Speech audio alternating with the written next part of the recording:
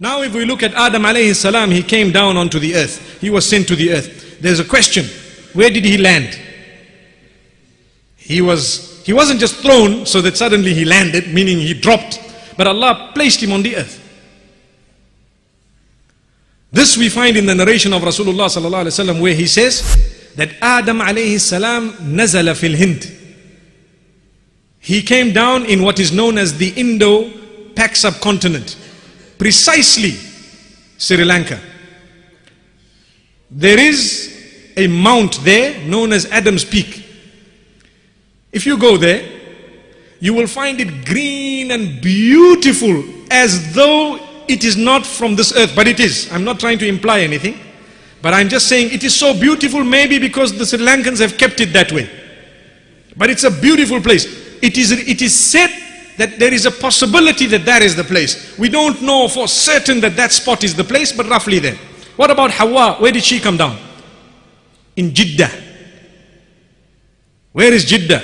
Jeddah is in the Arabian Peninsula, in what we know today as Saudi Arabia. And what is the meaning of Jeddah or Jeddah or Juddah? It means the grandmother. It is named after her. Subhanallah.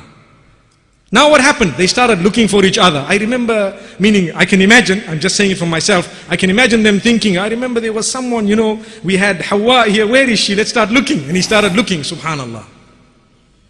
If you picture it, you can imagine. And Adam alayhi salam began to walk. And he started walking towards where the sun was setting. He started walking towards the west. And Eve, Hawa alayhi salatu wasalam, as a female, she didn't walk too much, but she also tried to look for Adam alayhi salam. No, that does not mean that women are not interested. No, not at all, not at all. And according to what some of the historians have to say, they met in Arafah. And this is why, where the white pillar is, the historians have made mention of, I haven't found it in a correct narration, authentic narration, but they say that where Arafah is, where we actually gather, that is where the two met. Wallahu a'lam, Allah knows best. And this shows us, subhanallah, that man,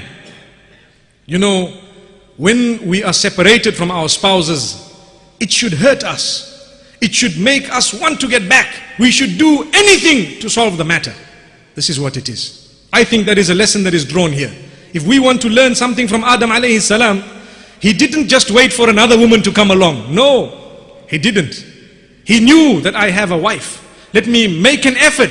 And do you know, he walked half the globe, imagine, and he got to her. Allahu Akbar. Allahu Akbar. Imagine what must have been. I don't know, it's not made mention of in narrations, but there's no harm in thinking. What must have been the emotions when the two saw each other? They must have thought, I don't know, but I'm just imagining. Subhanallah. Imagine after what effort. How many of us are prepared to solve our marital problems by making even 1/1,000,000th of that effort? It's a lesson.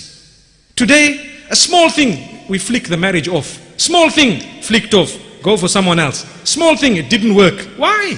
For what?